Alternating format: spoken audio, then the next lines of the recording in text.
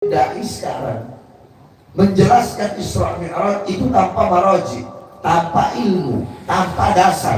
Contoh, ada dai yang ngomong begini, turun Jibril membawa cawan terbuat dari emas berisi air dari sorga, dibelah dada Nabi Muhammad, diambil hati Nabi, dibersihkan dari kotoran, disucikan. Saya tanya, jawab yang keras, pernah atau tidak dengar penceramah begitu? Kurang keras, pernah atau tidak? Pernah atau tidak? Kalau ada ustadz, kiai, habib, dai, penceramah ngomong seperti itu ulama goblok. Saudara-saudara, dalam kitab Asy-Syifa Al-Imam Qatiyah dijelaskan, darah Nabi suci, air kencing Nabi suci, kotoran Nabi suci, nanah Nabi suci, apalagi hati Nabi Muhammad. Jadi para dai ini kalau mau menjelaskan, berikan penjelasan yang sesuai dengan kadar mustami untuk menerima ilmu tersebut. Contoh, saya bilang begini, hati Nabi dibersihkan. Orang awam akan berpikir begini, dibersihkan. Berarti sebelum dibersihkan apa? Apa? Orang awam kan berpikirnya begitu.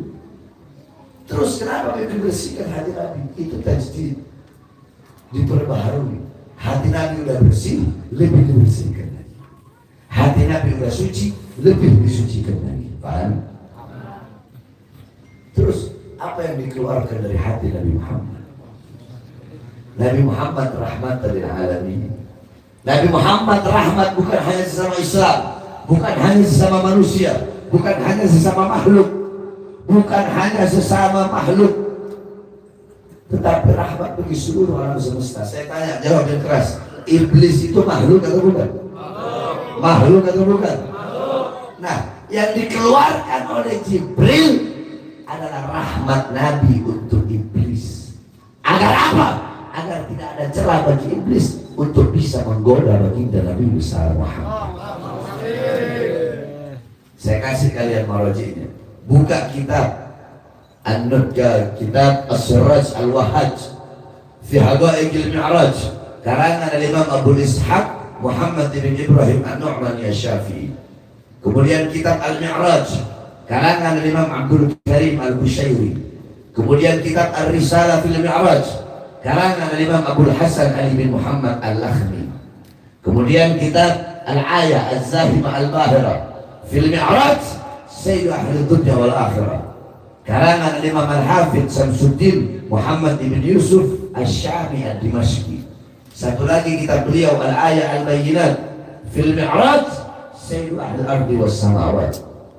Kemudian ada lagi kitab An-Nurul Wahhaj fi Kisah Isra wal Mi'raj, karangan Imam Ali Zain Al-Abidin bin Muhammad Al-Hadi Al-Barzanji. Beliau adalah kakek daripada pengarang Maulid Barzanji. Nah, itu kitab tadi disyarahkan oleh cucunya, diberi nama kitab Tajul Ibtihaj ala Nuril Wahhaj, karangan Imam Ja'far bin Ismail Al-Barzanji.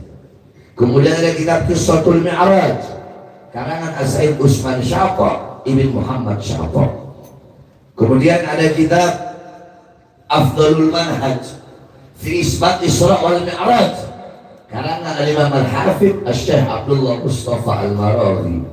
Kemudian ada kitab Daw'us Siraj fi Fadli Rajab wa Qissah Al-Mi'raj, karangan Imam Sayyid Muhammad Amin Al-Kurdi.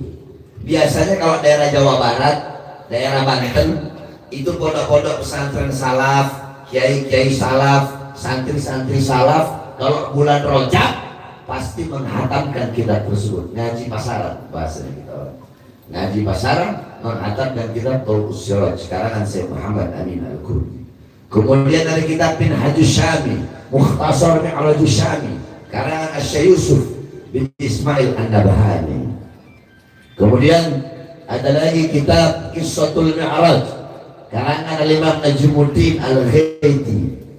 Kemudian ada kitab dihasyiahkan oleh Imam Ahmad Abdul Barakat Ad-Dardir. Nah, kalau di Betawi biasanya ulama-ulama Betawi kalau bulan Rajab pasti kebanyakan itu mengkhatamkan kitab Hasyiah Ad-Dardir karangan Imam Ahmad Abdul Barakat Ad-Dardir. Jadi kalau di Jawa Barat, Banten itu Tauqus Siraj fi Fadli Rajab wa Qisah Mi'raj. Kalau ulama Betawi biasanya Hasyiah Ad-Dardir. Nah, itu matanya namanya Qissatul Mi'raj karangan Imam Najmuddin Al-Ghaiti. Kemudian ada lagi kitab Nailul Muna wal Ghaya As-Sa'ul fil Mi'raj Sayyidina Al-Mukhtar Ar-Rasul karangan Imam Muhammad bin Ja'far Al-Kattani. Kemudian kitab Al-Mi'raj An-Nabawiyah karangan Syekh Hasan Asy-Syati. Kemudian kitab Hulal Ad-Dibaj Al-Matruzah fil Isra wal Mi'raj karangan Imam Ahmad bin Muhammad Ar-Rahwani At-Tatwani. Kemudian kitab Mu'jizatul Kubra li Sayyidil Anbiya karangan Imam Syekh Nafi' Al-Jauhari. Kemudian kitab Yawaqid Taj Al-Wahaj fil Isra wal Mi'raj karangan Imam Muhammad bin Muhammad Al-Hadi Al-Kattani.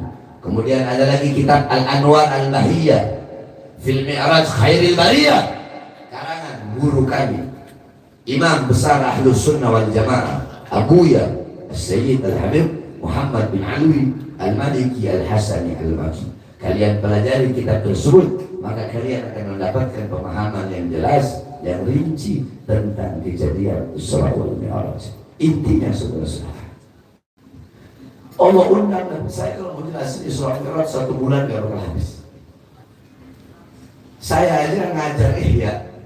Saya ngajar Ihya itu 7 tahun ngajar Ihya. Itu gak selesai sampai sekarang, belum selesai saya ngajar Ihya. Karena saya kalau menjelaskan berkalimat contoh ayat Subhanalladzi asra bi 'abdihi lailan minal masjidil haram minal masjidil aqsa.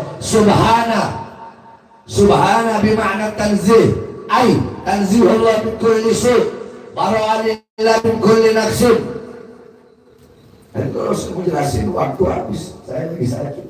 Jadi intinya saja, intisari Isra Mi'raj, Allah undang Nabi Muhammad untuk menerima satu perintah yang mulia, perintah yang agung, perintah yang utama, perintah yang dimana ketika Allah memerintahkan perintah-perintah yang lain cukup melalui Quran. Jawab yang keras. Allah perintahkan haji melalui apa? Melalui apa? Melalui apa? Saya lagi sakit, tapi saya semangat demi umat. Ini orang kok lemes, kayak mental kerupuk gitu. Allah perintahkan haji melalui apa? Melalui apa? Allah perintahkan puasa melalui apa? Melalui apa? Sedekah, jihad, amar ma'ruf, nahi munkar, melalui Quran. Tapi ketika Allah perintahkan perintah yang satu ini tidak cukup melalui Quran. Allah undang langsung Nabi Muhammad untuk menerima perintah tersebut. Al-Abd, Subhanalladzi asra bi 'abdihi. Al-Abd, Al-Abd yakni Al-Abd, Al-Abd hamba yang utuh. Ra'a bi 'alatil 'ilm, sami'a bi 'alatil 'udhun, takallam bi 'alatil lisan, masaka bi 'alatil yadin, masya bi 'alatil rijlin, syaqa bi 'alatil qalb. Al-Abd itu hamba yang utuh, melihat dengan alat mata, mendengar dengan alat telinga, berbicara dengan alat lidah, menyentuh dengan alat tangan, berjalan dengan alat kaki. Berarti Nabi Muhammad Isra Mi'raj dengan jasad dan juga ruh. Saya tanya, apakah bisa kalau cuma ruh saja melihat dengan alat mata? Sebaliknya, apakah bisa jasad tanpa ruh melihat dengan alat mata? Berarti Rasulullah dalam keadaan sadar yaqdatan, dalam keadaan terjaga, jasadnya, ruhnya berjumpa langsung. Ra'a Azizul Wahhab bila hijab, berjumpa dengan Allah tanpa setitik pun terhalang untuk menerima perintah yang mulia ini. Saking begitu utama perintah tersebut. Apa perintah itu? Apa perintah itu? Apa perintah itu? Makanya jaga kau punya sholat, perhatikan kau punya sholat, utamakan kau punya sholat, dahulukan kau punya sholat. Kita orang-orang sekarang di masjid-masjid, di musola-musola terdengar hayya as-salah, hayya as-salah, panggilan Allah, ayo sholat. Kau yang berdagang, berhenti dulu dagangnya. Kau yang punya toko, tutup dulu tokonya. Kau yang duduk di atas kursi kekuasaan, angkat tangan berdiri. Ayo kembali kepadaku. Tetapi mendengar panggilan Allah, dia tahu panggilan Allah. Yang berdagang tetap dengan dagangannya, yang urusan dunia tetap dengan urusan dunianya, hartanya, pangkatnya, jabatannya, tahtanya. Mereka mengabaikan panggilan Allah dan lebih memilih panggilan perutnya. Orang-orang seperti ini bagi saya nilainya, harganya sama dengan sesuatu yang keluar dari perutnya. Apa sih Allah minta? Satu hari kalian punya waktu berapa jam? 24 jam. Jawab yang keras. 24. Ambillah 4 jam untuk sholat lima waktu sama wirid-wiridnya. Atau di sini wahadi ya juga wiridan. Ambil 4 jam. Masih ada 20 jam untuk urusan perut, untuk urusan kursi, untuk urusan dagang. Kenapa kok nggak bisa ngeluarin waktu satu hari hanya 4 jam untuk Allah yang kasih kau makan, yang kasih kau kehidupan, yang kasih kau rezeki? Keterlaluan kita ini, saudara-saudara. Jago as-salatu rasul ibadah. Salat itu kepalanya ibadah. Amal ibadah lain itu ekor. Saya tanya, kepala ikut ekor atau ekor ikut kepala? Berarti baik buruknya amal ibadahmu tergantung dari kalau kau punya sholat bagus, kau punya sholat baik, kau punya sholat sempurna, maka seluruh amal ibadahmu bakal baik walaupun amal ibadahmu sedikit. Sebaliknya, kalau sholatmu rusak, sholatmu hancur, sholatmu tidak sempurna, maka amal ibadahmu hancur, rusak, tidak sempurna walaupun amal ibadahmu banyak. Berarti apa? Sama-sama ikuti saya. Sholat, ikuti saya keras. Sholat adalah tolak ukur yang menentukan baik atau buruknya amal ibadah. Jadi amal ibadahmu baik buruknya tergantung daripada sholat. Beb, anak nggak bisa sholat di masjid, nggak bisa sholat di masjid, sholat di rumah. Beb, nggak bisa sholat jamaah, sholat sendiri.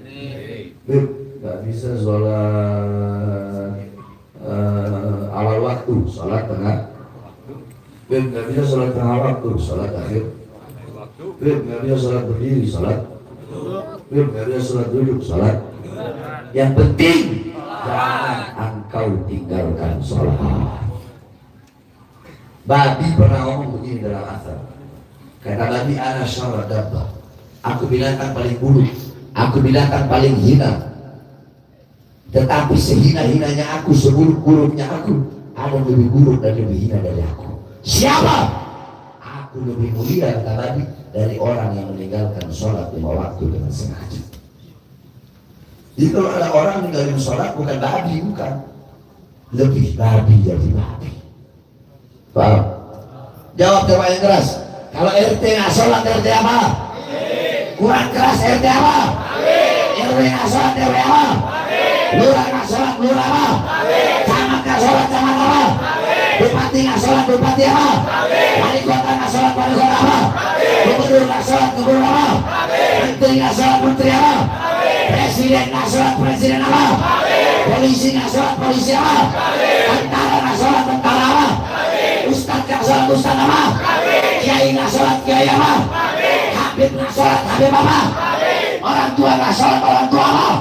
Anak nggak sholat, anak apa? Suami nggak sholat, suami apa? Anak nggak sholat, istri nggak sholat, istri apa? Bukan babi, lebih babi dari babi. Jaga dong sholat, sholat yang menentukan bahagia atau susahnya dunia akhirat. Sholat yang menentukan selamat atau celakanya dunia akhirat. Sholat yang menentukan beruntung atau ruginya dunia dan akhirat. Maka jaga kerukunan sholat. Tidak ada alasan, saudara-saudara. Tidak ada alasan apapun bagimu kalau kau telah meninggalkan sholat. Tidak ada alasan untuk tidak mengqadha sholat yang telah kau tinggalkan. Tidak ada alasan. Sampai dalam kitab dijelaskan Wali yang menjemput, tahu kan wali menjemput? Nah itu kan zawal akal, hilang akal, sehingga mereka nggak wajib sholat. Dikatakan oleh para ulama, apabila akal mereka kembali, yakni mereka udah nggak fana lagi, wajib mereka mengkodok sholatnya. Itu wali, apalagi kita. Habib Ahmad As-Segaf, tahu Habib Ahmad As-Segaf? Habib Abdul Ghadir Jeddah, tahu? Wali Kutub. Nah Habib Ahmad itu abahnya beliau.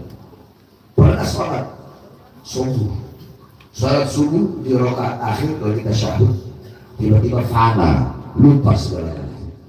Saking nikmat, saking khusyuk, lupa.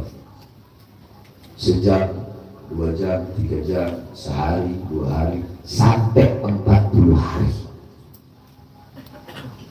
40 hari lewat, matahari terbit, baru dia sadar. Astagfirullah. Assalamualaikum warahmatullahi wabarakatuh. Assalamualaikum warahmatullahi wabarakatuh.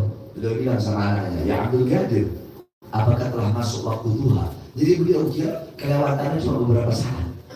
Kata anaknya, abah, bukan hanya waktu duha aja, tapi udah 40 hari. Astagfirullah. Beliau kodok sholat yang tertinggal 40 hari tersebut. Padahal tertinggalnya saking khusyuk dan nikmat berhadapan berjumpa dengan Allah Subhanahu wa Ta'ala. Bagaimana dengan kita yang meninggalkan sholat karena urusan dunia kita? Dan terakhir, sebentar lagi kita akan berada di bulan Ramadan. Ramadan, syahrul siyam, syahrul qiyam, syahrul istiqamah, syahrul ibadah. Bulan yang penuh dengan kemuliaan, bulan yang penuh dengan keutamaan, bulan yang awaluhu rahmah, wa awsatuhu maghfirah, wa akhiruhu idkan minan nahri. Bulan yang dimana 10 hari pertama rahmat, 10 hari kedua pengampunan, 10 hari ketiga itu adalah Allah bebaskan dari Allah bebaskan hamba-hambanya dari api neraka. Jadi Ramadan itu kalau nggak 29 30. Nggak ada Ramadan 28, nggak ada Ramadan 31, itu nggak ada. Nggak benar itu. Belajar falaknya goblok. Kata Rasulullah, "Idza lam ra'aitumul hilal faqad min 30." Kebanyakan kan 29.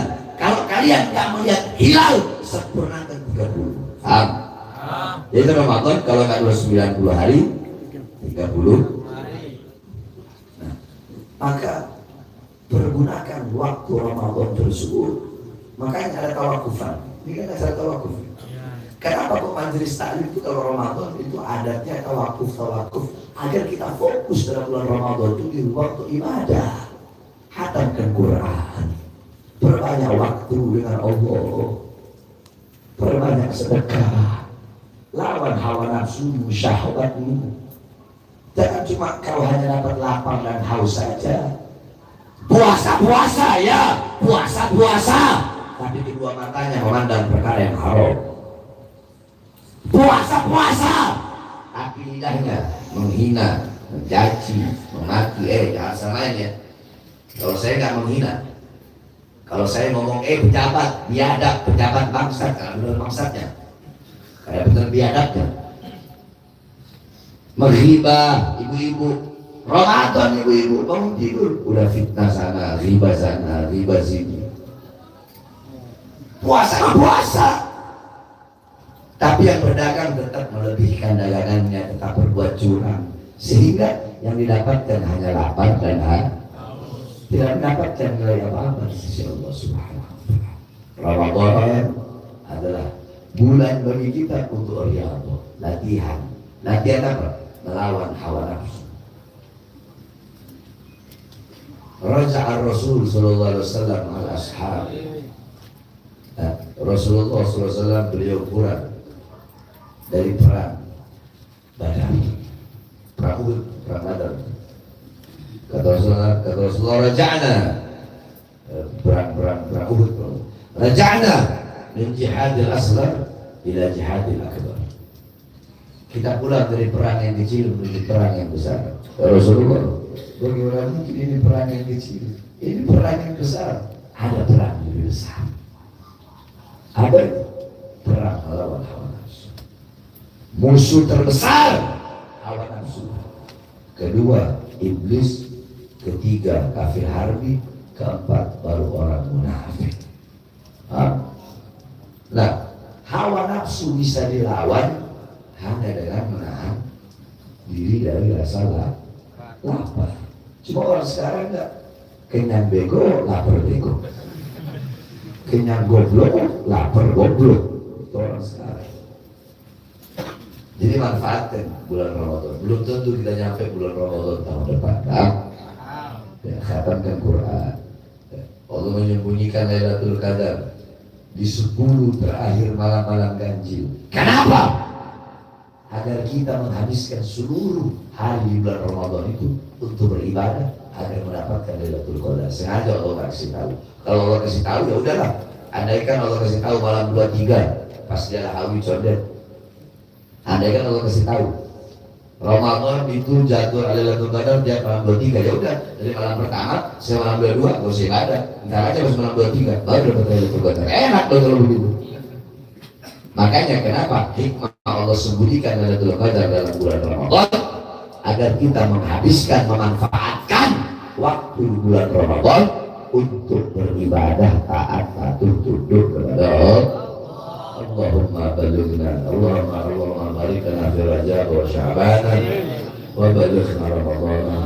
Allahumma bariklana fi Rajab wa Sya'ban wa balighna Ramadan. Allahumma iftah li hadzal majlis. ولأهله ولأهل هذا المجلس اللهم افتح لهم فتوحة الأرشية والرحمة والبركة والهداية والعناية والرزق الواسع وشرفهم وكرمهم برؤيا جدنا سيدنا المصطفى وصلى الله على سيدنا محمد وعلى آله وصحبه وسلم. الحمد لله رب العالمين. Allah Ta'ala. Assalamualaikum warahmatullahi wabarakatuh. Waalaikumsalam.